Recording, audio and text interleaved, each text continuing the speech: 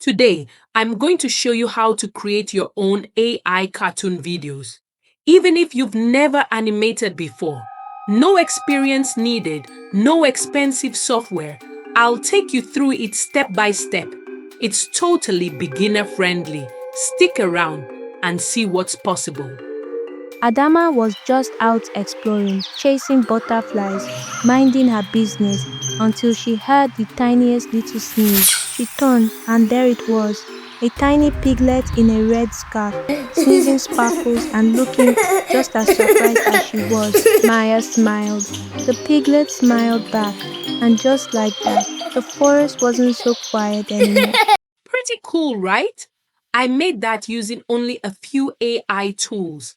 Now, let's dive in and I'll walk you through my exact workflow. Running translation code, neural sync live. It's responding faster than before. Slow down, Amari. You'll burn through the core. So, to get started, we'll need our script. If you already have a script, you can ask ChatGPT to enhance it. Otherwise, you can move on to image creation. For those who don't have a script and would like ideas, you can write something like, write a 30-second script for a cartoon animated short film about a girl who lost her shoe. Of course, ChatGPT will come up with ideas for you. You can stick with what ChatGPT creates, or you can decide to refine it. Just look through it. As long as you like it, we'll stick with it.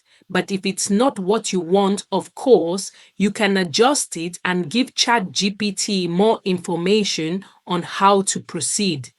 Once you're happy with your script, you need to ask for it to be broken down. It's already broken into scenes here, but if it wasn't, you can just ask ChatGPT to divide it into 3 scenes so that it's well organized. Great. Now that it's broken into 3 scenes, the next thing you want to do is ask ChatGPT to identify the characters in the script. Basically, ask it to identify all the characters and make sure it's specific in terms of each character's height, build, hair, skin color, clothing, and shoes. If you already have your characters in mind, you can simply tell ChatGPT exactly what to include based on what you're looking for. But if you'd like recommendations, you can go with what ChatGPT suggests. Once you're happy with that, we need to ask for our image reference prompt. It's very important to have an image reference prompt because this gives us our reference image, and that reference image will help ensure the characters remain consistent throughout the video. So you can just ask ChatGPT, please give me a reference image prompt for each of the characters. Make sure the design is cartoon style with slightly exaggerated features, like bigger eyes for expression.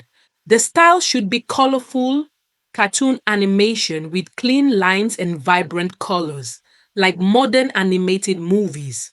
Also, include the camera type and angle for a cinematic feel and describe the lighting details.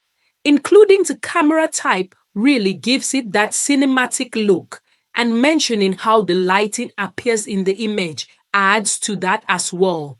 Now we have our prompts for each of the characters. That's great. Save those.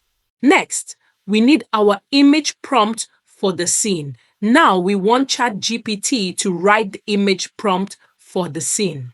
One important thing to always include is this. Tell ChatGPT to make sure the character descriptions of every character in the scene are included in the prompt. For example, in this case, if the character is Lucy, ChatGPT shouldn't just say Lucy, it should describe her. For example, Lucy has light brown skin, curly dark brown hair, and 2 pigtails. Do you understand what I mean? Make sure that every character in a particular scene includes that level of description in the prompt. Next, we'll need to ask for our video prompt. But to do that, I'll come back after generating the image prompt. I believe what enhances our video creation is when we attach the image that we're trying to generate the video from. That way, ChatGPT knows exactly what it's referencing. This helps make the video prompt. It gives you much more precise. We'll come back to that once we've generated our images. So now that we have our image prompt, we're going to head over to WavespeedAI. I actually love this platform because it's an all-in-one tool. You have access to so many models in one place. But personally, I love using Seed Dream and Seed Dance. I'll show you how. First, what you want to do is head over to Explore and then click on Seed Dream AI. That's what we'll use to generate our image. Once you click it, you'll come here. You want to select version 4. We'll use this version for our image generation, but first, we need to create our reference images. So basically, select this option, okay? Once you've selected that, you can enter your prompt here. You can also change your aspect ratio if you want. For example, if it's for a YouTube video, you can set it according to what you need. Then you can run it to generate your image. You'll notice here that it tells you exactly how much each generation costs. And that's another reason I really like WaveSpeed AI. The pricing is completely transparent. You don't need any monthly subscription, you just pay as you go. For example, for $1, you can run this model approximately 37 times. Once you've done that, I'll show you what I got. So when I ran my reference image prompt, this is the result I got. We need this reference image because it helps us maintain consistency throughout the scene. Once you have your reference image, make sure to save it. Now, moving on to generating the image for the first scene. Here's what you'll do.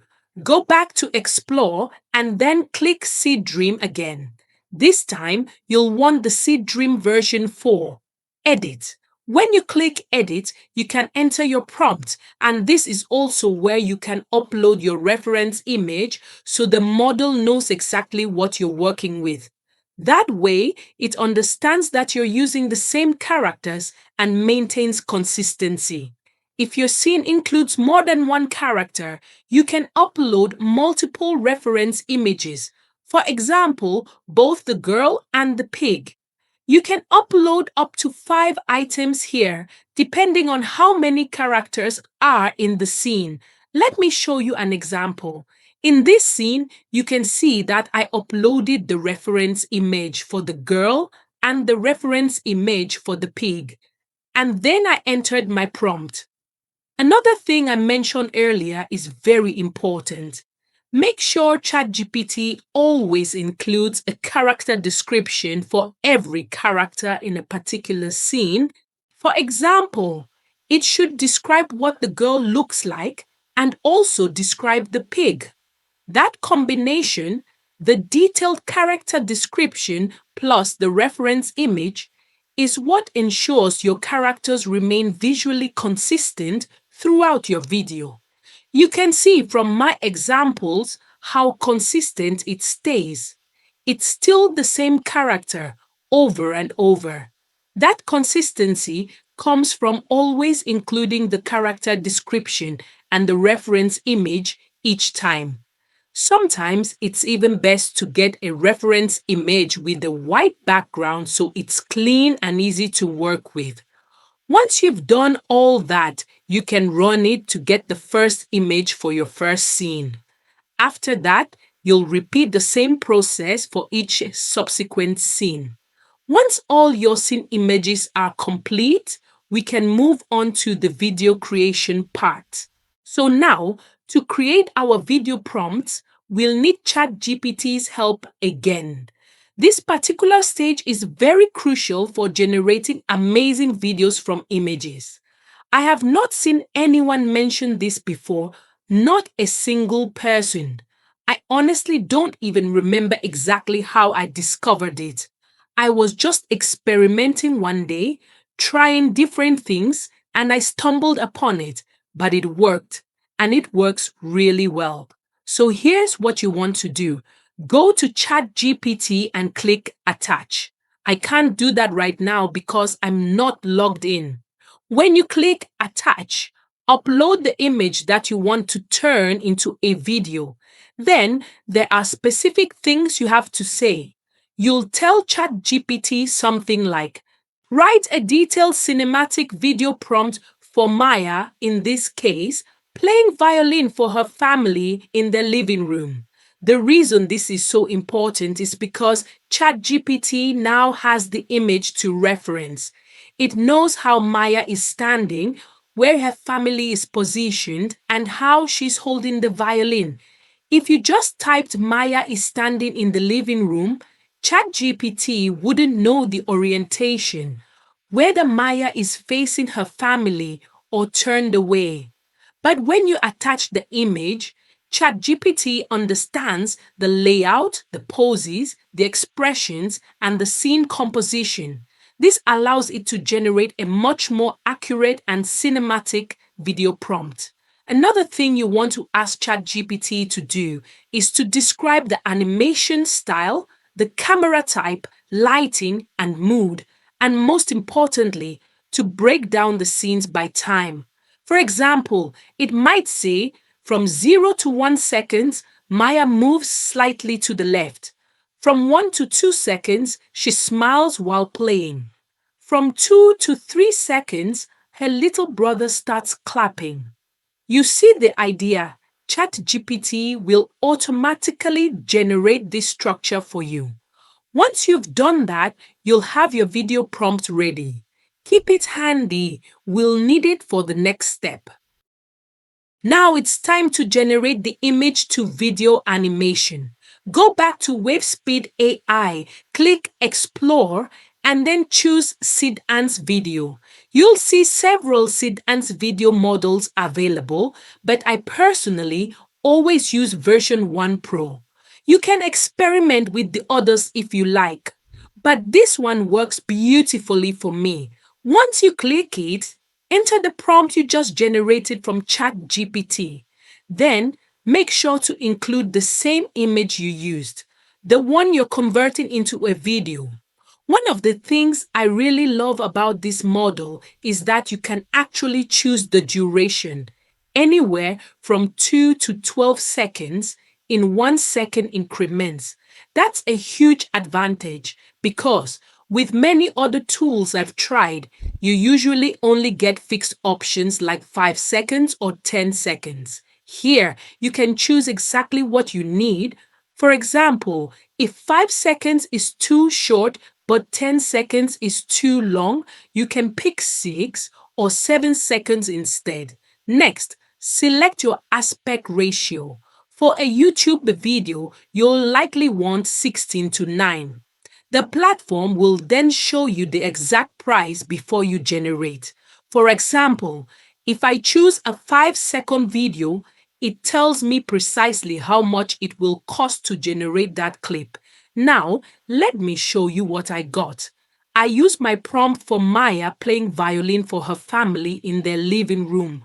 I attached my image, selected a 9-second duration, set the aspect ratio for YouTube, and generated it. It cost me about $1, and once it was done, here's the result. Because the video prompt was broken down second by second, the animation feels much more natural and cinematic. You can specify details like the brother claps at this moment or Maya turns slightly as she finishes playing. It gives you precise control over your animation flow. And that's how you create your own animated cartoon video using only AI. If you found this helpful, give it a thumbs up and share it with someone who's always wanted to animate but didn't know where to start.